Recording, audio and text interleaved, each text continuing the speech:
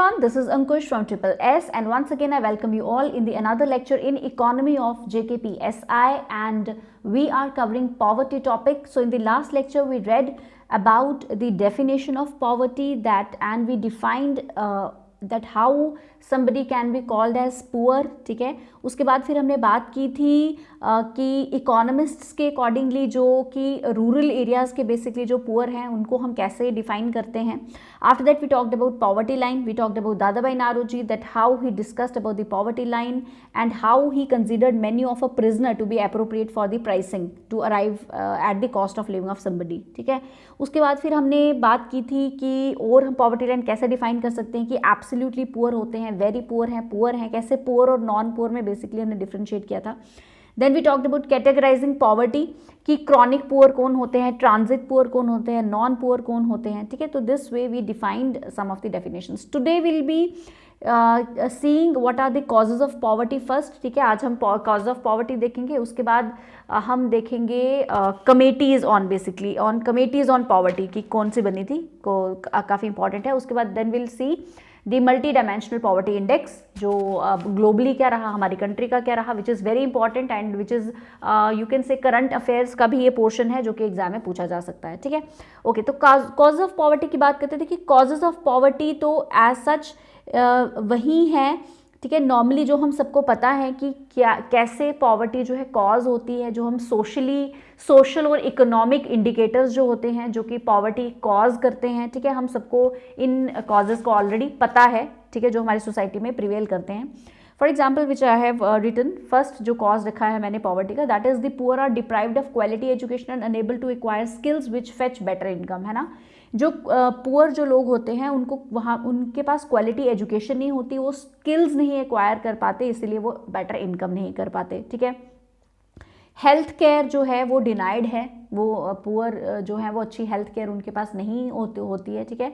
तो इस तरीके से हम कह सकते हैं, तो कहते हैं ना healthy mind resides in a healthy body. तो जब हेल्दी बॉडी नहीं होगी तो हेल्दी माइंड नहीं होगा, तो मतलब अनसाउंड माइंड होगा, अनसाउंड हेल्थ होगी, तो हम जो है अपने लिए फिनेंसेस जो है वो नहीं प्रॉपर गेन कर पाते। Okay, next is the main victims of caste, religion, discriminatory practices जो हैं वो भी काफ़ी पॉवर्टी क्रिएट करती है। अगर हम सोसाइटी की बात करें तो जहाँ पे सोशल, इकोनॉमिक, पॉलिटिकल इनइक्वालिटी होगी, सोशल एक्सक्लूजन होगा, मतलब हम किसी को सोसाइटी में से एक्सक्लूड कर देंगे, एंड ये बेसिकली कास्ट से ही रिलेटेड है कि अगर कास्ट के बेसिस पे या सो कॉल्ड जो हम कहते हैं लोअर कास्ट्स हैं, ठीक है, उनके बेसिस पे अगर हम सोशल एक्सक्लूजन कर दें उनका, ठीक है, तो वो सोशली डिप्राइव्ड रहते हैं, फाइनेंशियली डिप्राइव्ड रहते हैं, ठीक है, इनकम वाइज डिप्राइव्ड रहते हैं, तो ultimately it causes poverty. Okay, next is indebtedness, मतलब इंडेटनेस का मतलब है कि कर्जे में चले जाना, ठीक है, और एक कर्जा चुकाने के लिए फिर जो है लोग और कर्जा लेते हैं, तो इंडेटनेस है। जो पुअर है वो जो है वो क्रॉनिक, मतलब कि वो क्या करते हैं, वो क्रॉनिक, जैसे हमने बात की थी ना कि क्रॉनिक होते हैं कि जो लगातार पुअर ही रहते हैं, वो क्या करते हैं कि वो उधार लेंगे, फिर उस उधार को चुकाने के लिए और उधार लेंगे, तो वो टोटली कर्जे में ही डूब जाएंगे, पूरी उम्र अपने कर्जे से बाहर ही नहीं निकल पाएंगे, ठीक है। तो वो that is indebtedness. After that unequal distribution of wealth is there in this society obviously, तो उस हिसाब से भी जो है पॉवर्टी क्रिएट होती है। अनएम्प्लॉयमेंट है, ऑब्वियसली अनएम्प्लॉयमेंट तो है ही सबसे बड़ा कॉज जो है, one of the major cause of poverty is unemployment. Okay, poverty is also caused by economic wide problems, और काफ़ी इकोनॉमिक वाइड प्रॉब्लम्स भी हैं, जैसे लो कैपिटल फॉर्मेशन अगर है, या फिर लैक ऑफ इंफ्रास्ट्रक्चर है, या फिर लैक ऑफ डिमांड है, डिमांड नहीं है, या फिर पॉपुलेशन का बहुत ज़्यादा प्रेशर है, तो देर आर, या सोशल, या फिर जो काफ़ी सोशल एमिनिटीज़ जो हैं या सोशल वेलफेयर की जो स्कीम्स हैं वो नहीं हैं, तो ये सारी जो हैं ये इकोनॉमिक वाइड प्रॉब्लम्स क्रिएट करती हैं। Okay, alright, next we have, and very important thing to study is multi-dimensional poverty index. Okay, what it is? multi-dimensional poverty index, ठीक है। तो देखिए multi-dimensional poverty index समझने से पहले, ठीक है, एक बार फिर हम डिस्कस कर लेते हैं कि हमने क्या कहा था पॉवर्टी के बारे में। हमने क्या कहा था कि पॉवर्टी किसे कहते हैं, व्हाट इज़ पॉवर्टी। पॉवर्टी एक ऐसी सिचुएशन है जिसमें कोई इंडिविजुअल या जिसमें कोई सेक्शन ऑफ सोसाइटी जो है वो अपनी बेसिक नीड्स को मीट ना कर पाए, यही पढ़ा था हमने कल, ठीक है, जो अपनी बेसिक नीड्स को मीट ना कर पाए। ओके, आफ्टर दैट जिसमें हमने पढ़ा था कि एब्सोल्यूट पॉवर्टी किसे कहते हैं और रिलेटिव पॉवर्टी किसे कहते हैं, ये किया था। ठीक है। एब्सोल्यूट पॉवर्टी किसे कहते हैं और रिलेटिव पॉवर्टी किसे कहते हैं, देखिए थोड़ा सा बता देती हूँ फिर से।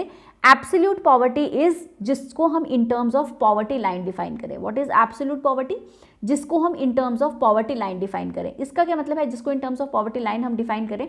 फॉर एग्जाम्पल कि पॉवर्टी लाइन हमने डिस्कस कर दी है कि 1000 रुपये की, कि भाई 1000 रुपये से ऊपर जो कमाते हैं वो नॉन पुअर हैं और 1000 रुपये से नीचे जो कमाते हैं वो पुअर हैं। तो ये जो डिफाइन हमने किया, दिस इज एब्सोल्यूट पॉवर्टी। मैंने एक एब्सोल्यूट पॉवर्टी का एक क्राइटेरिया एक डिफाइन कर दिया विच इज ₹1000, ठीक है। ₹1000 जो है एक हमने रख लिया कि भाई ये ₹1000 जो है ये पॉवर्टी लाइन है, और इससे ऊपर जो है नॉन पुअर है, इससे नीचे जो है पुअर है। This is absolute poverty, okay.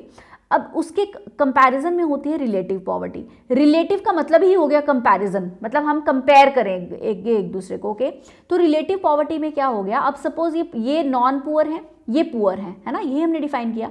अब इन नॉन पुअर के बीच में भी कहीं ऐसे होंगे, इन नॉन पुअर के बीच अंदर भी कुछ ऐसे होंगे जो अगर आपस में कंपेयर करें तो पुअर और नॉन पुअर हो जाएंगे। ये सारे नॉन पुअर हैं, लेकिन इन नॉन पुअर में भी कोई अमीर होगा, कोई ज़्यादा अमीर होगा, कोई गरीब होगा। तो in comparison to non poor also there are poor and non poor, understood. अब वैसे ही अगर जैसे हमने पुअर की बात की, तो इन पुअर में भी कोई ज़्यादा पुअर होंगे, कई कम पुअर होंगे, ठीक है। अब ऑब्वियसली जो सपोज 900 रुपीज़ यहाँ कोई कमा रहा है और यहाँ कोई 400 रुपीज़ कमा रहा है, ठीक है। तो जो 400 रुपीज़ कमा रहा है वो गरीब है 900 रुपीज़ वाले से। तो this is relative poverty. Relative poverty का मतलब हो गया जब हम कंपेयर करेंगे, इन कंपैरिजन टू, ओके। और जो रिलेटिव पॉवर्टी है ये इनइक्वालिटी शो करती है basically. Relative poverty shows inequality, obviously कि हमारी सोसाइटी में जो है वो इनइक्वालिटी है, ओके। तो inequality of economic wise inequality है, क्लास डिफाइन करती है किसी की, इनइक्वालिटी डिफाइन करती है इकोनॉमिक वाइज, ठीक है, या measures to show inequality, okay, understood, alright.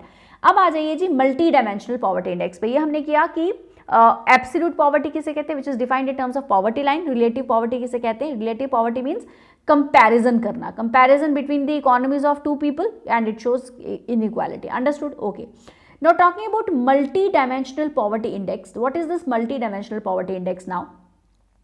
मैंने मतलब लास्ट लेक्चर में हमने डिस्कस किया था कि जो पॉवर्टी है ये यूनि डायमेंशनल नहीं है, ये मल्टी डायमेंशनल है। There are many facets to it, ठीक है। बड़े सारे जो है क्राइटेरियाज हैं अगर हमने पॉवर्टी को डिफाइन करना हो। पॉवर्टी जो है खाली इनकम के बेसिस पे पॉवर्टी डिफाइन नहीं हो सकती, ओके। तो पॉवर्टी इज डिफाइंड, एक तो इनकम तो है ही है, प्लस एजुकेशन, तीन चीजें याद रखना, education, next is health and the third one is standard of living, okay. तो ये जो तीन चीजें हैं ना, apart from income we have education, health and standard of living, इनको मिला के बनता है जी मल्टी डायमेंशनल। मल्टी डायमेंशनल का मतलब मल्टी, मतलब एक से ज्यादा डायमेंशंस हैं, और एक से ज्यादा डायमेंशंस कौन से हैं, एक तो इनकम तो है ही है, plus we have education, next we have health and we have standard of living.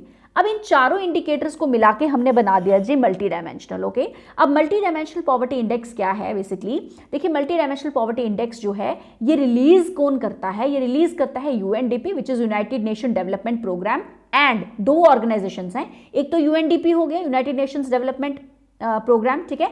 दूसरी ऑर्गेनाइजेशन है OPHI. OPHI is Oxford poverty and human development initiative. इन्होंने क्या किया, इन दोनों ऑर्गेनाइजेशंस ने क्या किया, एक साथ 2010 में multi dimensional poverty index release करना स्टार्ट किया, ठीक है, वर्ल्ड प्लेटफॉर्म पे, ग्लोबल प्लेटफॉर्म पे, ओके। तो ये आपने याद रखना है, ये बहुत इंपॉर्टेंट है एग्जाम पॉइंट ऑफ व्यू से। कब स्टार्ट किया था ये multi dimensional poverty index release करना, 2010 में। कि मतलब मल्टी डायमेंशनल पॉवर्टी इंडेक्स मतलब कि वर्ल्ड लेवल पे कितने लोग सपोज मल्टी डायमेंशनली पुअर हैं, पुअर तो हैं लेकिन कैसे पुअर हैं, मल्टी डायमेंशनल पुअर हैं, यानी कि जिसमें with respect to income poor है, with respect to education, health and standard of living, okay. कब स्टार्ट किया था उन्होंने रिलीज करना, 2010 में। दो ऑर्गेनाइजेशंस का नाम पता चल गया, which is UNDP and OPHI, full forms भी याद रखना, okay. After that see what happened कि ये यहाँ पे मैंने यही लिखा है जो मैंने बताया कि एमपीआई जो है 3 डायमेंशंस को यूज करता है, इनफैक्ट इनकम को भी यूज करता है, मतलब apart from income it uses 3 more dimensions, which is education, health and standard of living, okay. अब हम बात करते हैं कुछ डाटा की। डाटा की बात करते हैं तो अगर मैं ग्लोबल प्लेटफॉर्म पे बात करूं तो डाटा क्या है कि पूरे वर्ल्ड में total 1.3 billion people are multi dimensionally poor, okay.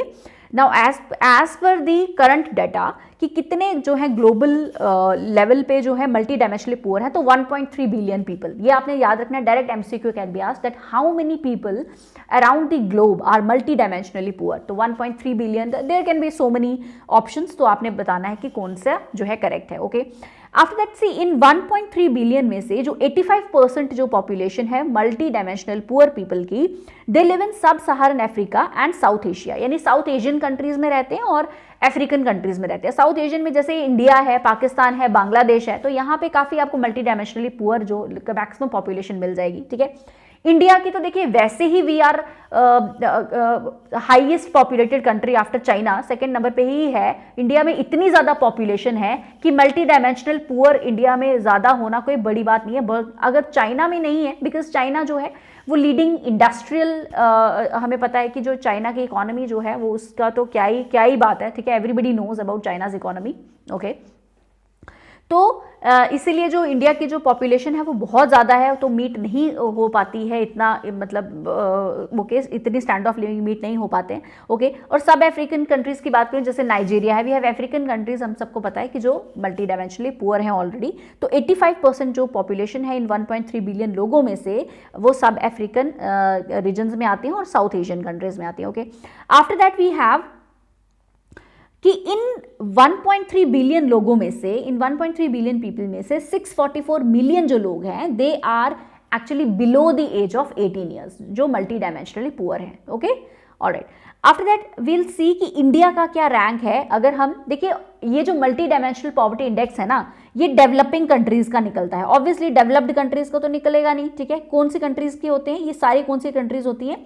Under developed और developing countries, they all are developing countries. Okay, under developed और डेवलपिंग कंट्रीज जिनका मल्टी डायमेंशनल पॉवर्टी इंडेक्स निकालती है UNDP and OPHI. Understood? Okay, now India ranks as for, अगर मैं current data की बात करूं, एज पर 2021। ठीक है, अभी just we have entered into 2022, है ना।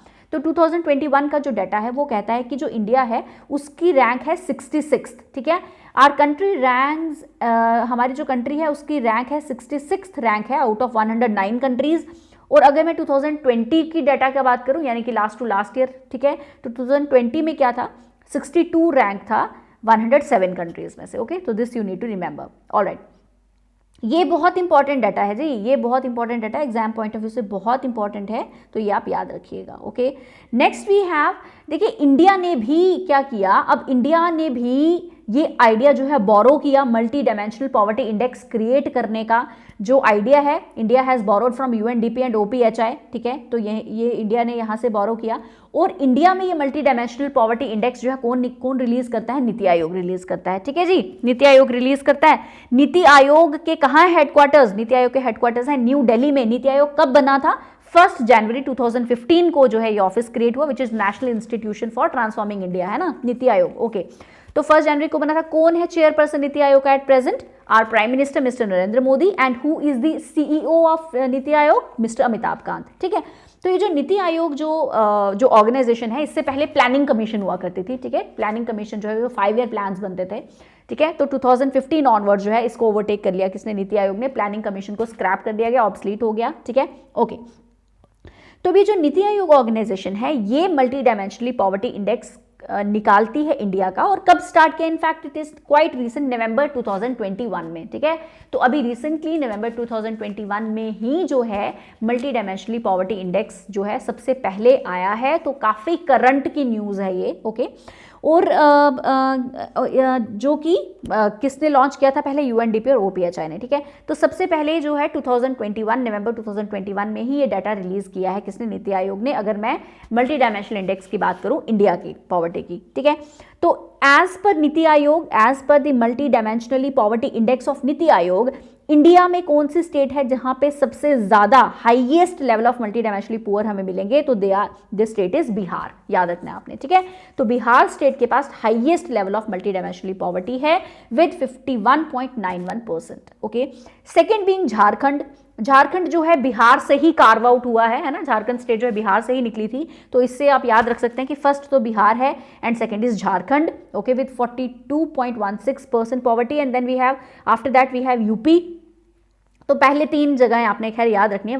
फर्स्ट इज बिहार, जो सबसे ज़्यादा मल्टी डायमेंशनली पॉवर्टी जिसमें है, that is Bihar. Next is Jharkhand, another is UP, then we have MP and Meghalaya. ठीक है, फर्स्ट 5 इसमें मैंने लिखे, आपने फर्स्ट 3 आप याद रखिएगा। ओके, आफ्टर दैट सबसे कम पॉवर्टी कौन सी स्टेट्स में है? ओके, अगर मैं सबसे कम पॉवर्टी की बात करूं तो सबसे कम पॉवर्टी कहां पे है? तो केरला में है। Kerala has 0.71% of multi dimensionally poor you will get in Kerala. तो सबसे कम पॉवर्टी जो है केरला में है, followed by Goa with 3.76%, then Sikkim 3.82%, then we have Tamil Nadu 4.89%, Punjab 5.59%। You need not to remember all 5, आप फर्स्ट 3 याद रखिए, which is Kerala, Goa and Sikkim. ठीक है, you can have an idea, आप इसको देख लीजिए, आपको थोड़ा दिमाग में रह जाएगा। ठीक है, तो ये टॉप 5 लोएस्ट पॉवर्टी स्टेट्स थे across India. And this is again important point, okay, कि एक डिस्ट्रिक्ट है जिसका नाम है कोटायाम। ठीक है, कोटायाम डिस्ट्रिक्ट है केरला में, कोटायाम डिस्ट्रिक्ट है केरला में। It is the only district in whole of the India with 0% poverty. ठीक है, 0 पॉवर्टी है कहाँ पे? कोटायाम में। कोटायाम कौन से, कहाँ पे डिस्ट्रिक्ट है? केरला में। तो ये भी काफी इंपॉर्टेंट हो जाता है एग्जाम पॉइंट ऑफ व्यू से, कि which is the only district. ठीक है, कौन सा ओनली डिस्ट्रिक्ट है पूरी इंडिया में जहां पे 0 पॉवर्टी है? तो दैट इज कोटायाम, केरला में। ओके, ये भी आप याद रखिएगा। Okay, so next we have very very important which is the committees for the estimation of poverty line. अब देखिए, पॉवर्टी लाइन को डिफाइन करने के लिए मैंने आपको पहले कहा ये डिबेटेबल चीज रही। Poverty is a subjective term, ये मैं फर्स्ट लेक्चर में हमने डिस्कस किया था कि पॉवर्टी जो है काफी सब्जेक्टिव है, डिबेटेबल चीज है। तो इसलिए पॉवर्टी लाइन को डिफाइन करना भी डिबेटेबल है कि भाई हम कौन सा एक क्राइटेरिया रखेंगे, कौन सी यार्ड स्टिक रखेंगे जिसपे हम मेजर कर पाए पॉवर्टी को, या पॉवर्टी लाइन को इनफैक्ट। ठीक है, पॉवर्टी को लाइन को डिफाइन कर पाएं कि भाई पॉवर्टी लाइन क्या है, कि जिसके ऊपर नॉन पुअर होंगे, जिसके नीचे पुअर होंगे। अब ये पॉवर्टी लाइन डिफाइन कैसे करें? What should be the measure, what should be the yardstick. ठीक है, जिसके बेसिस पे हम पॉवर्टी लाइन को डिफाइन करेंगे। तो वेरियस कमेटीज बनी टाइम टू टाइम, जिस एक कमेटी ने कहा कि भाई ऐसे आप पॉवर्टी लाइन डिफाइन करो, फिर दूसरी कमेटी है उसने कहा कि नहीं भाई आपकी कमेटी, आपकी जो भी आपने जो भी रिकमेंडेशंस दिए हैं उनमें लिमिटेशंस हैं, राइट। तो timely there are various committees which came up with new recommendations. Okay, तो दैट विल डिस्कस। और आफ्टर दैट सी कमेटीज तो आई पॉवर्टी लाइन को डिफाइन करने के लिए, बड़ी सारी कमेटीज आई, and there is some methodology also. Okay, इनके साथ साथ कुछ मेथडोलॉजी भी है पॉवर्टी को एक्सप्लेन करने की, या पॉवर्टी लाइन को डिफाइन करने की कुछ मेथडोलॉजीज भी हैं। ठीक है, तो वो भी हम साथ साथ में डिस्कस करेंगे, मेथडोलॉजी भी डिस्कस करेंगे और साथ में कमेटीज भी डिस्कस करेंगे। ओके, तो अब ये जो है ये हम ऑलरेडी डिस्कस कर चुके हैं कि हमारी इंडिया में कौन सी ऑर्गेनाइजेशन है जो पॉवर्टी को डिफाइन या पॉवर्टी बताती है, मेजर करती है, तो दैट इज नीति आयोग। ठीक है, और ये डाटा किससे लेती है? एनएसओ से लेती है। ठीक है, डाटा लेती है एनएसओ से, और देन इट डिफाइंस। ठीक है, नेशनल स्टैटिस्टिकल ऑफिस से डाटा लेती है और नीति आयोग फिर उसको मेजर करती है। Okay, alright. तो and it estimates on the basis of methodology, जो है ये किस बेसिस पे होती है? किसी एक्सपर्ट ग्रुप के बेसिस पे होती है। एक्सपर्ट ग्रुप ही मिलके कमेटीज बनाते हैं। ठीक है, ओके। तो देखिए, सबसे पहले जो है मैंने ये मेथोडोलॉजी ही डिस्कस कर रखी है यहाँ पे, उसके बाद हम कमेटीज देखेंगे, क्योंकि ये जो कमेटीज है ना, जो हम आगे देखेंगे, ये कमेटीज, ये जो मेथोडोलॉजीज लिखी हैं मैंने, तो ये कमेटीज जो है ये कोई ना कोई मेथड यूज करके ही पॉवर्टी लाइन को डिफाइन करेंगे ना। तो सबसे पहले मेथड समझ लेते हैं, इतना मुश्किल नहीं है। ठीक है, क्विकली विल सी कि ये मेथड्स क्या हैं। तो सबसे पहला जो मेथड है जिसपे हम पॉवर्टी डिफाइन कर सकते हैं, पॉवर्टी लाइन डिफाइन कर सकते हैं, that is URP. This is uniform recall period, या यूनिफॉर्म रेफरेंस पीरियड भी कहते हैं इसको। ठीक है, R stands for reference, also reference. ठीक है, यूनिफॉर्म रेफरेंस पीरियड और यूनिफॉर्म रिकॉल पीरियड। इसमें क्या होता है? यूनिफॉर्म रिकॉल पीरियड में बेसिकली जो यूनिफॉर्म रिकॉल पीरियड होता है वो 30 डेज का होता है। क्या होता है? पहला हमने क्या बोला? पहला मेथड है यूआरपी। जब हम आगे कमेटीज पढ़ेंगे ना, उसके बाद में उसमें मैं आपको और बताऊंगी, तो आपको ज्यादा क्लियर हो जाएगा। URP is uniform recall period और यूनिफॉर्म रेफरेंस पीरियड। इसमें बेसिकली हम क्या करते हैं? 30 डेज का रेफरेंस लेते हैं, ऐसे भी कह सकते हो, या फिर 30 डेज को रिकॉल करते हैं, ऐसा भी कह सकते हो। होता क्या है इसमें? बेसिकली हम क्या करते हैं कि इसमें क्या होता है कि जो लोग हैं ना, लोगों को कहा जाता है कि आप अपने 30 डेज में जितना भी आपने खर्चा किया है, जितना भी एक्सपेंडिचर किया है लास्ट 30 डेज में, उसको रिकॉल करो। ठीक है, जितने भी आइटम्स पे आपने एक्सपेंडिचर किया है फॉर लास्ट 30 डेज उसको रिकॉल करो और फिर वो जो एक्सपेंडिचर किया है उस बेसिस पे पॉवर्टी लाइन को डिफाइन किया जाएगा। समझ आ गया? What is the first methodology? It is URP, which is Uniform Recall Period or Uniform Reference Period. In this Uniform Reference Period, what will be done कि लोगों को कहा जाएगा कि आप अपने 30 डेज का जो लास्ट 30 डेज का जो एक्सपेंडिचर है, जो खर्चा है, वो किन आइटम्स पे आपने किया है तो वो आप बताइए। उस बेसिस पे जो है उस बेसिस पे जो है पॉवर्टी लाइन को डिफाइन किया जाएगा। अंडरस्टूड? नेक्स्ट जो मेथड है दैट इज MRP। ठीक है, ये मैक्सिमम रिटेल प्राइस वाला MRP नहीं है। ठीक है, this is mixed recall period.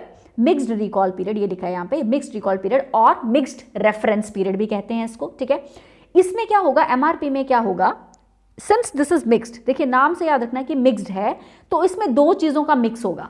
किसका मिक्स होगा? दो पीरियड्स का मिक्स होगा। एक पीरियड हो गया 1 साल का time period almost, which is 365 days. दूसरा पीरियड है 30 डेज का ही। ठीक है, 365 डेज का जो टाइम पीरियड है ना, बेसिकली इसमें 5 आइटम्स हैं। कितने आइटम्स हैं? 5 आइटम्स हैं। और ये 5 आइटम्स क्या है? ड्यूरेबल गुड्स के आइटम हैं। ड्यूरेबल गुड्स होती हैं जो which function for certain longer period of time, है ना, जो थोड़ा मतलब 1 साल का टाइम पीरियड है या थोड़ा ज़्यादा टाइम के लिए काम करेंगी। मतलब पेरिशेबल चीज़ें नहीं है, वो इतनी जल्दी क्विक पेरिशेबल चीज़ें नहीं है, जिनकी शेल्फ लाइफ जो है बहुत कम नहीं है। ठीक है, तो ये हो गई ड्यूरेबल गुड्स। 365 डेज का इसमें क्राइटेरिया रखते हैं। ठीक है, इसमें क्या होता है, 365 डेज के क्राइटेरिया में बेसिकली क्या होता है कि वो एक्सपेंसेस रिकॉल करने हैं। ठीक है, लोगों को अब यहाँ पे उन एक्सपेंसेस को रिकॉल करना है जो उन्होंने पिछले 1 साल में खर्चा है, जो पिछले 1 साल में या 365 डेज में जो उन्होंने एक्सपेंडिचर किया है। अब वो एक्सपेंडिचर किस पे हुआ है ये मैंने लिखा है, जैसे ड्यूरेबल गुड्स हैं, जैसे फर्नीचर, कार, इलेक्ट्रॉनिक्स, क्लॉथिंग, ये ड्यूरेबल गुड्स होगी। Footwear, medical expenses, educational expenses. अब देखो मेडिकल एक्सपेंसेस की जहां तक मैं बात करूं तो कोई ह्यूज मेडिकल एक्सपेंस जो है वो वंस इन अ ईयर ही अक्कर होगा ना, वो इतना रीअक्कर तो होगा नहीं, हम ये मान के चलते हैं। ठीक है, तो मेडिकल एक्सपेंस है, फॉर एग्जांपल साल में कोई एक बारी कोई इमरजेंसी आ गई जी, मेडिकल खर्चा ज्यादा हो गया। ठीक है, तो इसलिए इन्होंने मेडिकल एक्सपेंस या एजुकेशनल एक्सपेंस कोई बड़ा कोर्स लिया है किसी ने, ठीक है, तो मेडिकल तो एजुकेशनल एक्सपेंस हो गया साल में कोई ज़्यादा। ठीक है, तो इसलिए क्या किया है कि 365 डेज जो हैं वो रखे गए हैं फॉर एक तो जो लोग हैं उनको कहा जाएगा कि आप 365 डेज का जो एक्सपेंडिचर है वो रिकॉल करिए, जिसमें ड्यूरेबल गुड्स आते हैं, ठीक है, जैसे furniture, car, electronics, clothing, footwear, medical expense, educational expense. और दूसरा रखा गया 30 डेज का। 30 डेज में आ गया जो इन चीज़ों को छोड़ के जो बाकी चीज़ें हैं, यानी कि जो आप कह सकते हो कि जो फूड आइटम्स हैं या जो डेली की जो आइटम्स हैं, वो जो हम डेली यूज़ की जो आइटम्स हैं, ओके, वो किस में आ गया? 30 डेज में। तो इनके ऊपर फिर हम क्या करेंगे, यहाँ पे देखेंगे कितना खर्चा किया लोगों ने, उसके बेसिस पे पॉवर्टी लाइन को डिफाइन किया जाएगा। This is MRP method, mixed reference method और mixed recall period. Okay, mixed recall period और मिक्स्ड रेफरेंस पीरियड। ठीक है, third one is MMRP. Third one is MMRP, which is modified mixed reference period or modified mixed recall period. ये जो modified mixed recall period है ना, this is basically the combination of the first one URP and the second one MRP. ठीक है, which is ये mixture है uniform recall period का और किसका? और मिक्स्ड रिकॉल पीरियड का। ठीक है, दिस आई हैव रिटन। यहाँ पे क्या किया जाएगा, ये जो MMRP मेथड जो है इसमें क्या किया जाएगा, बेसिकली इसमें पहले तो 30 डेज का रिकॉल भी करवाया जाएगा जो कि URP पीरियड में होता था, जो कि फर्स्ट मेथड में होता था, which is uniform reference period. ये जो यूनिफॉर्म रेफरेंस पीरियड में 30 डेज का रिकॉल था ये भी करवाया जाएगा। 365 डेज का जो रिकॉल था MRP पीरियड में वो भी करवाया जाएगा, जो 1 साल में मैंने कहा था ड्यूरेबल गुड्स के एक्सपेंसेस को इसमें देखा जाता है, जिसमें मेडिकल एक्सपेंसेस आ जाते हैं, एजुकेशनल एक्सपेंसेस आ जाते हैं और बाकी जो ड्यूरेबल आइटम्स हैं उनके एक्सपेंसेस आ जाते हैं, वो भी देखे जाएंगे। प्लस 7 डेज का एक एडिशनल रिकॉल पीरियड देखा जाएगा। क्या देखा जाएगा कि पिछले 7 दिनों में, यानी एक हफ्ते की बात होगी, है ना, 7-8 दिन का वीक, तो हफ्ते की बात होगी, तो पिछले 7 डेज में जो लोग हैं उन्होंने क्या एक्सपेंडिचर किया है वो देखा जाएगा। अब जो 7 डेज का जो एक्सपेंडिचर है उसमें आपके डेली आइटम्स आ जाएंगे। डेली आइटम्स जैसे कि फ्रूट्स हैं, वेजिटेबल्स हैं, बिवरेजेस हैं, या कोई प्रोसेस्ड फूड आइटम है, या स्पाइसेस हैं, या रिफ्रेशमेंट्स हैं, तो या मतलब मीट है, एग्स हैं, मतलब जो कोई भी एक हाउस होल्ड जो है वो डेली जो यूज़ करता है वो किस में आ जाएंगी? 7 डेज रिकॉल पीरियड में आ जाएंगी। Hope I am clear. Okay, so we have three methods in total. We have URP, which is uniform reference period, MRP, which is mixed reference period, ठीक है, and we have MMRP which is modified mixed recall period. Okay, alright. तो क्या होता है इसमें, uniform recall period में जो है लास्ट 30 डेज का लोगों को जो है लास्ट 30 डेज का रिकॉल करवाया जाता है कि कितना एक्सपेंडिचर किया आपने पिछले 30 डेज में, ठीक है.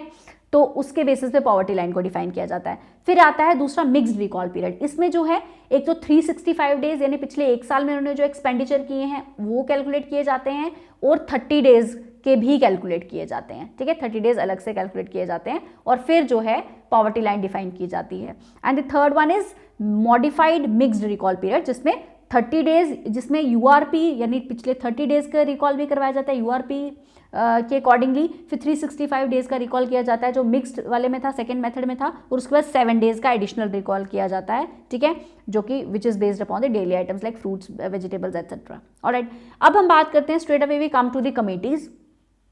सबसे पहली कमेटी जो थी दैट इज जिसने पॉवर्टी लाइन को डिफाइन करने की कोशिश की, which was planning commission expert group in that came in 1962, ठीक है. डायरेक्टली क्वेश्चन पूछ सकते हैं कि जो प्लानिंग कमीशन एक्सपर्ट ग्रुप है ये कब मतलब कौन से ईयर में ये कमेटी जो है बैठी थी for this for poverty line definition, तो दैट केम इन 1962, ठीक है. इसमें क्या था बेसिकली, इसमें ये वर्किंग ग्रुप था which constituted for the planning commission, जो कि जिसने क्या किया, सेपरेट पॉवर्टी लाइन बनाई सबसे पहले, किसके लिए, रूरल और अर्बन एरियाज के लिए, ठीक है जी.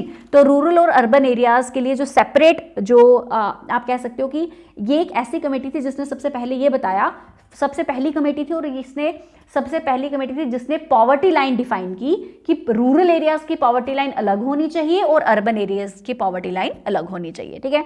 After that came डेंडेकर and Rath committee in 1971.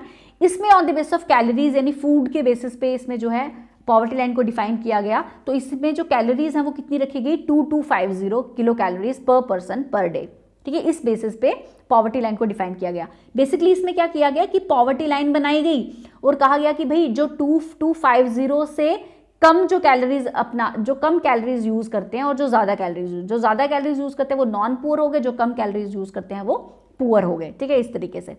Next is अलग कमेटी. अलग कमेटी में क्या था, अलग कमेटी जो है ये कब आई, अलग कमेटी केम इन 1979, ठीक है. दांडेकर एंड रथ कमेटी कब आई थी, 71 में आई थी, 1971 में. उसके बाद आई अलग कमेटी 1979, ठीक है. इसमें क्या किया गया बेसिकली, जो अलग कमेटी है, ये जो मैंने लास्ट लेक्चर लिया था ना, फर्स्ट जो लेक्चर था पॉवर्टी का, उसमें भी ये मैंने डिफाइन किया था, मैंने एग्जाम्पल ली थी यहाँ, और ये किसकी एग्जाम्पल ली थी मैंने, अलग कमेटी की एग्जाम्पल ली थी 1979 में. इसमें क्या किया कि रूरल और अर्बन एरियाज को की पॉवर्टी लाइन अलग अलग की, और 2100 कैलोरीज जो हैं वो रखी फॉर अर्बन एरियाज, और 2400 कैलोरीज जो हैं वो रखी फॉर रूरल एरियाज, ठीक है.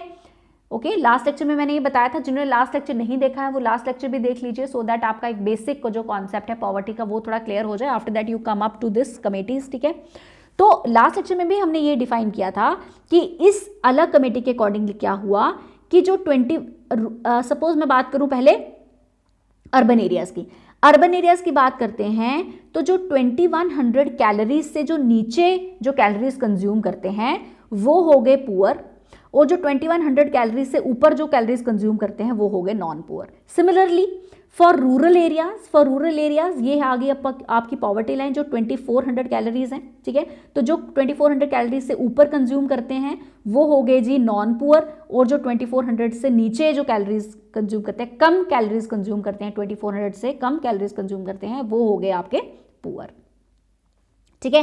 ये है रूरल एरियाज में. अब ऐसा क्यों है, ये मैंने लास्ट लेक्चर में भी बताया था कि ऐसा क्यों है कि अर्बन एरियाज का जो कैलोरीज है वो कम है और रूरल एरियाज की जो कैलोरीज है वो ज़्यादा है, बिकॉज ऑफ फिजिकल वर्क, क्योंकि जो रूरल एरियाज के लोग हैं वो फिजिकल वर्क ज़्यादा करते हैं, ठीक है, कंपेयर टू अर्बन एरियाज. तो इसीलिए उनको फिजिकल स्ट्रेंथ की ज़्यादा रिक्वायरमेंट होती है, that's why they gain more, they need more calories. Okay, next is Lakdawala committee, ठीक है. अभी जो लकड़ा वाला कमेटी है दिस केम इन 1993, लकड़ा वाला कमेटी केम इन 1993. अब इसमें क्या है, लकड़ा वाला कमेटी में क्या है कि देखो 2011 से पहले की अगर मैं बात करूं, 2011 से पहले की जो बात करूं, ठीक है, तो जो ऑफिशियल जो पॉवर्टी लाइन थी ना वो लकड़ा वाला कमेटी पे ही बेस्ड थी. तो this committee is actually very important. अब ये जो लकड़ा वाला कमेटी है, ये जो नेक्स्ट में लिखी है तेंदुलकर कमेटी, ठीक है, और उसके बाद है रंगराजन कमेटी, सी रंगराजन कमेटी। ये तीनों कमेटीज बहुत इंपॉर्टेंट है। इनफैक्ट जो इससे पहले वाली हमने ये जो पढ़ी अलग कमेटी, ये भी बहुत इंपॉर्टेंट है, इन कमेटीज को अच्छे से कर लेना, ठीक है। लकड़ावाला कमेटी जो है दैट केम इन 1993 और 2011 तक जो है ऑफिशियल पॉवर्टी लाइन जो है अकॉर्डिंग टू लकड़ावाला कमेटी ही डिफाइन की जाती थी, ठीक है। फिर 2011 के बाद जो है चेंजेस हो गई, ओके। लकड़ावाला कमेटी केम इन 1993, ठीक है।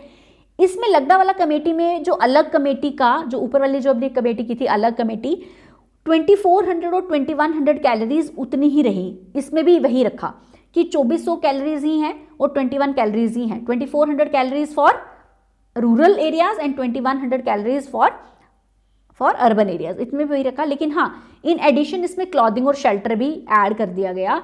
And very very important, Lakdawala committee में ये चीज आपने याद रखनी है, इसको क्रैम ही कर लो, इसको याद रख लो, ये एग्जाम पॉइंट ऑफ व्यू से इंपॉर्टेंट है, पूछ सकते हैं डायरेक्टली, कि ये एक ऐसी कमेटी थी फर्स्ट टाइम जिसने क्या किया, बास्केट ऑफ गुड्स और सर्विसेज को यूज किया for calculating poverty line on the basis of consumer price index, ठीक है, on the base of consumer price index CPI, on the base of consumer price index industrial worker के लिए और consumer price index for agricultural labours के लिए। यानी CPI IW which is consumer price index for industrial workers and consumer price index for agricultural labors, okay। इसने define किया कि consumption patterns of poor क्या होना चाहिए। क्या किया लकड़ावाला कमेटी ने, लकड़ावाला कमेटी ने क्या किया, पॉवर्टी लाइन को डिफाइन किया on the basis of consumer price index, बस इतना याद रखना, ठीक है। कंज्यूमर प्राइस इंडेक्स के बेसिस पे जो है लकड़ावाला कमेटी ने डिफाइन की poverty line, okay.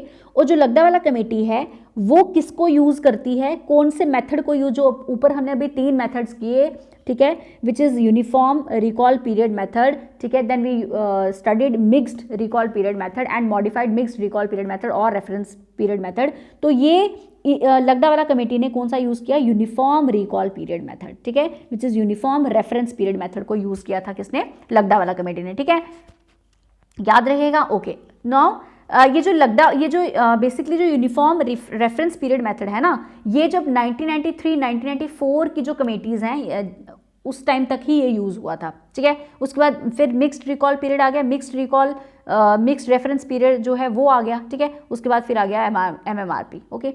Alright, next is Tendulkar committee. Tendulkar committee जो है ये 2009 में जो है आई थी। ऑल्दो इसका जो काम है, तेंदुलकर कमेटी का जो काम है वो काफ़ी पहले स्टार्ट हो गया था, बट फाइनलाइज जो है ये कमेटी 2009 में हुई थी, ओके। तेंदुलकर कमेटी जो है, इसके जो हेड थे या इसको चेयर किसने किया था, सुरेश तेंदुलकर ने किया था इसको हेड। अब ये कमेटी जो ऑब्वियसली उस टाइम पे किसने बनाई थी, प्लानिंग कमीशन ने बनाई थी, क्योंकि उस टाइम पे नीति आयोग तो थी नहीं, वो तो 2015 में बनी है, उससे पहले प्लानिंग कमीशन ही काम करती थी, ठीक है। तो प्लानिंग कमीशन के अंडर जो है ये कमेटी बनाई गई, तेंदुलकर कमेटी। ये जो मेथड है बेसिकली अगेन ये कमेटी भी किस लिए डिफाइन की गई, पॉवर्टी को डिफाइन करें, हम पॉवर्टी लाइन को डिफाइन करें, एक ऐसा हम क्राइटेरिया बनाए जिससे हमें पता चले कि पॉवर्टी लाइन बेसिकली क्या होनी चाहिए, ठीक है। तेंदुलकर कमेटी से इज वेरी वेरी इंपॉर्टेंट। आज अगर मैं करंट उसकी बात करूं तो हम एट प्रेजेंट ऑल्सो हम जो पॉवर्टी लाइन है वो तेंदुलकर कमेटी से ही डिफाइन करते हैं। जो पॉवर्टी है हमारी कंट्री में वो हम तेंदुलकर कमेटी की रिकमेंडेशंस के से ही करते हैं। ऑल्दो इस तेंदुलकर कमेटी में बड़ी सारी लिमिटेशंस भी थी जिसको ओवरकम करने के लिए सी रंगराजन कमेटी बनाई गई थी। लेकिन अगर हम फिर भी हम तेंदुलकर कमेटी को ही देखते हैं। क्यों देखते हैं? क्योंकि अगर मैं वर्ल्ड प्लेटफॉर्म की बात करूं ना, अगर मैं ग्लोबल प्लेटफॉर्म की बात करूं तो जो ग्लोबल, अगर मैं वर्ल्ड लेवल की बात करूं तो ग्लोबल प्लेटफॉर्म की बात करूं, उनका तरीका जो है पॉवर्टी कैलकुलेशन का, पॉवर्टी लाइन कैलकुलेशन का, और तेंदुलकर कमेटी का जो तरीका है पॉवर्टी लाइन कैलकुलेशन का, दैट इज सेम।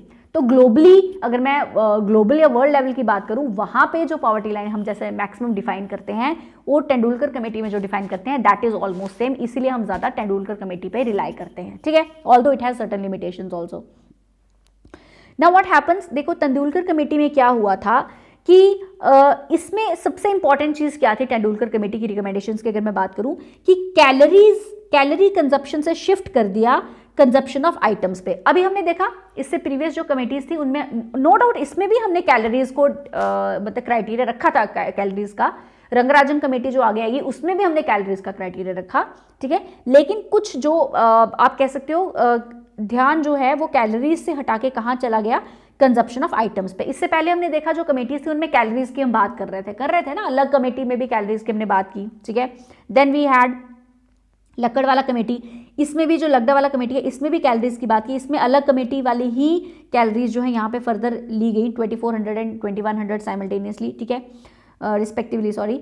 तो अगर मैं बात करूँ तेंदुलकर कमेटी की, तो तेंदुलकर कमेटी में जो शिफ्ट था वो कैलोरी कंजप्शन से कहाँ आ गया, from specific items, consumption of items. अब आइटम्स जैसे कि cereals, pulses, milk, edible oil, vegetables, fresh fruit, sugar, salt, spices, fuel, education, footwear etcetera, कि बेसिकली इसमें क्या है, इसमें हम क्या देखते हैं कि कितना एक्सपेंडिचर है, कितना खर्चा जो है वो रूरल पॉपुलेशन कितना खर्च रही है इन आइटम्स पे, अर्बन पॉपुलेशन इन आइटम्स पे कितना खर्च रही है, उस बेसिस पे, एक्सपेंडिचर के बेसिस पे हम एक पॉवर्टी लाइन जो है बनाएं for rural areas and for urban areas. समझ आया? तो ये चीज थी इसमें, ठीक है, ओके, ऑलराइट। तो इसमें हमने क्या किया कि इसमें बास्केट ऑफ गुड्स ली हमने, जैसे कि ये गुड्स हमने जो डिस्कस की, जो डेली यूज की जो गुड्स है, okay. Now and it is found all India poverty line 2004-5 में इन्होंने जो है पॉवर्टी लाइन जो है डिफाइन करना स्टार्ट कर दी थी, ठीक है। पॉवर्टी लाइन अब क्या है इसमें कि जो ये सब बहुत इंपॉर्टेंट इसका पॉइंट है, ₹33 पर डे जो है वो इसमें पॉवर्टी लाइन डिफाइन की गई for urban areas. Urban areas की मैं बात करूं, अर्बन एरियाज में तेंदुलकर कमेटी ने ये कहा कि अर्बन एरिया में ₹33 पर डे पर पर्सन ये पॉवर्टी लाइन है, ओके। और रूरल एरियाज के लिए कहा ₹27। ऑब्वियसली कम क्यों है रूरल एरियाज में, क्योंकि कॉस्ट ऑफ लिविंग थोड़ी कम है, तो रूरल एरियाज में ₹27 पर डे पर पर्सन, ठीक है, ये कहा तेंदुलकर कमेटी ने। और यही इसका क्रिटिसिज्म भी बना, यही इसकी लिमिटेशंस भी बनी। पीपल सेड, इकोनॉमिस्ट सेड कि भाई इनफैक्ट सुप्रीम कोर्ट की भी ये जजमेंट आई थी कि ऐसा नहीं हो सकता, ठीक है, कि ₹27 पर पर्सन पर डे जो है it is very less amount to be spent on somebody, तो ये मिनिमम अमाउंट जो है ये बहुत कम है। और सिमिलरली अर्बन एरियाज के लिए जो है ₹33 रखा तेंदुलकर कमेटी ने पर person per day, which is again very less amount, जो प्रैक्टिकली पॉसिबल नहीं है, ठीक है, यही इसकी लिमिटेशन भी है, ओके। अभी जो तेंदुलकर कमेटी है ये कौन सा मेथड यूज करती है फॉर कैलकुलेटिंग पॉवर्टी लाइन, तो it uses mixed reference period और मिक्स्ड रिकॉल पीरियड, ठीक है। तो मिक्स्ड रिकॉल पीरियड में क्या होता था, 365 डेज एंड 30 डेज, याद है ना, 365 डेज अभी किया हमने कि 365 डेज फॉर ड्यूरेबल आइटम्स इसमें एक्सपेंडिचर देखा जाता है, और फॉर 30 डेज एक्सपेंडिचर जो ऑन आइटम्स ये देखा जाता है, ओके। द करंट अभी जो करंट एस्टिमेशन जो है पॉवर्टी की ये तेंदुलकर कमेटी के बेसिस पे ही की जाती है, ठीक है। तो याद रखिएगा तेंदुलकर कमेटी में क्या इंपॉर्टेंट है कि जो शिफ्ट है कैलोरी कंजप्शन से कहाँ पे चला गया, कंजप्शन ऑफ आइटम्स पे, okay. Next we have C Rangarajan committee. Rangarajan committee जो है it came in 2013, okay. Now Rangarajan committee क्यों बनी थी, क्योंकि तेंदुलकर कमेटी की कुछ लिमिटेशंस थी, उसी के बेसिस पे जो है रंगाराजन कमेटी बनी। लेकिन आज के टाइम पे मैंने आपको बोला कि सबसे ज्यादा तेंदुलकर कमेटी ही यूज करते हैं, ये भी याद रखिएगा आप, ठीक है। अब इसमें क्या था, रंगाराजन कमेटी में क्या था, बेसिकली इसमें भी एक्सपेंडिचर जो है वो बास्केट ऑफ कमोडिटीज पे ही देखा गया।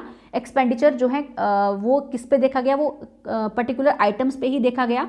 और 2 कंपोनेंट्स लिए इसमें रंगाराजन कमेटी में, 2 कंपोनेंट्स ऑन एक्सपेंडिचर लिए। एक कंपोनेंट लिया किस पे, फूड आइटम्स पे, ठीक है, और दूसरा लिया नॉन फूड आइटम्स पे। अब एक चीज इसमें ये बहुत इंपॉर्टेंट है कि जो फूड आइटम्स पे जो लिया ना, एक्सपेंडिचर ऑन फूड आइटम्स जो लिया, ओके, उसमें इन्होंने बात की कि भाई मिनिमम न्यूट्रिशनल रिक्वायरमेंट जो है वो कितनी मिल रही है, यानी फैट्स और प्रोटीन्स कितने मिल रहे हैं, ठीक है। तो ये चीज़ आप याद रखिएगा, अगर कहीं पे इस तरीके का क्वेश्चन आ जाए कि जो फूड आइटम्स पे जो एक्सपेंडिचर जो है वो कोई हाउस होल्ड करता है, कोई लोग जो है वो एक्सपेंडिचर करते हैं फूड आइटम्स पे, और मिनिमम न्यूट्रिशनल वैल्यू देखी जाती है फैट्स और प्रोटीन्स की भी, तो ये किस कमेटी में था, तो ये सबसे पहले रंगाराजन कमेटी ने बात की कि भाई जो हम देख रहे हैं कि कोई इंसान या कोई हाउस होल्ड, अगर हम ये देख रहे हैं कि उनको जो है खाना मिल रहा है कि नहीं मिल रहा पर्टिकुलर टाइम पे, अगर हम ये एक क्राइटेरिया रखते हैं, फॉर एग्जांपल पॉवर्टी का, अगर हम पॉवर्टी का ये क्राइटेरिया रखते हैं कि भाई उस पर्टिकुलर हाउस होल्ड को खाना मिल रहा है कि नहीं मिल रहा, ये अगर पॉवर्टी का हम क्राइटेरिया रखें, तो रंगराजन कमेटी ने कहा कि सिर्फ खाना मिल रहा है नहीं मिल रहा है ये नहीं देखना है, हमने देखना है कि उसमें न्यूट्रिशनल वैल्यू भी मिल रही है खाने में कि नहीं मिल रही, और वो जो न्यूट्रिशनल वैल्यू है वो इन टर्म्स ऑफ फैट्स और प्रोटीन्स भी मिल रही है कि नहीं मिल रही, क्योंकि अगर ये प्रोटीन्स और फैट्स की कुछ कमी रह जाएगी तो माल न्यूट्रिशन आ जाएगी, ठीक है। तो माल न्यूट्रिशन आएगी तो माल न्यूट्रिशन का मतलब ही भी पॉवर्टी हुआ, ठीक है। तो सी रंगराजन कमेटी में क्या था बेसिकली कि न्यूट्रिशनल रिक्वायरमेंट कितनी पूरी हो रही है, ठीक है, इन terms of fats and proteins, तो ये भी आप याद रखिएगा। Plus expenditure on non food items, जैसे कि हाउस रेंट हो गया, कन्वीनियंस रेंट हो, चार्जेस हो गए, क्लॉथिंग हो गए एक्सेट्रा, जो नॉन फूड आइटम्स, जो फूड आइटम्स के अलावा, ठीक है। तो इसमें इन्होंने फूड आइटम्स को भी लिया, नॉन फूड आइटम्स को भी लिया रंगराजन कमेटी ने। And it uses which method to calculate poverty and MMRP which is modified mixed reference period और मॉडिफाइड मिक्स्ड रिकॉल पीरियड, ठीक है। तो मॉडिफाइड मिक्स्ड रिकॉल पीरियड में क्या होता था, इसमें URP मेथड भी यूज होता है, MRP मेथड भी यूज होता है, प्लस 7 डेज का एक्सपेंडिचर देखा जाता है, लास्ट 7 डेज का, ठीक है। ये चीज MMRP में हमने पढ़ी थी, ओके। अब इसमें क्या किया गया कि जो पॉवर्टी लाइन जो है वो क्या डिफाइन की गई, जैसे कि हमने पढ़ा अभी तेंदुलकर कमेटी में, हमने क्या पढ़ा था, ये देखो तेंदुलकर कमेटी में हमने पढ़ा था ₹33 पर person for urban area and 27 पर पर्सन फॉर रूरल एरिया।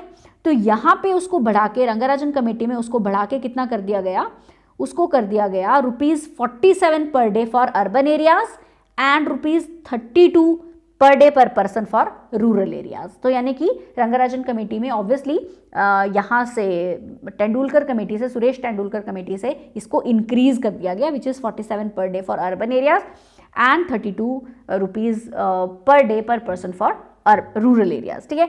तो इनमें जो देखिए इन कमेटीज में जो रिकमेंडेशंस में डिफरेंस है ना, वो चीजें आपको याद रखनी है। Right from the planning commission expert group 1962, then we have Dandekar and Rath committee 1971, जहां पे कैलोरीज की बात की गई। उसके बाद अला कमेटी ने तो की ही कैलोरीज की बात, ये भी इंपॉर्टेंट है काफी, ठीक है, कि 2100 कैलोरीज और 2400 calories for this urban and rural population. Then we have Lakdawala committee, okay, and then Lakdawala committee ने किसकी बात की, कंज्यूमर प्राइस इंडेक्स की for industrial worker and consumer price index for agricultural labourers, ठीक है। After that Tendulkar committee came and then we have the Rangarajan committee, the last committee which we had to do today, okay. तो ये आपका जो पूरा poverty का जो chapter है, दैट जो पॉवर्टी का जो टॉपिक है आपके सिलेबस में in JKPSI we have done with this, ठीक है। इसको आप अच्छे से रिवीजन कर लीजिए। इसकी जो PDF है, as soon as I will finish with the topic, आपको इसकी जो PDF है वो हमारी SSS ऐप पे आपको मिल जाएगी, ओके। तो आप इसको अच्छे से रिवाइज कर लीजिएगा। I will see very soon with the next lecture. तो नेक्स्ट लेक्चर जो है इकोनॉमी का बहुत ही जल्द मैं आपके लिए लेके आऊँगी, ओके। तो चलिए इसको रिवाइज करते रहिए। Take care, bye bye, this is all for today's lecture.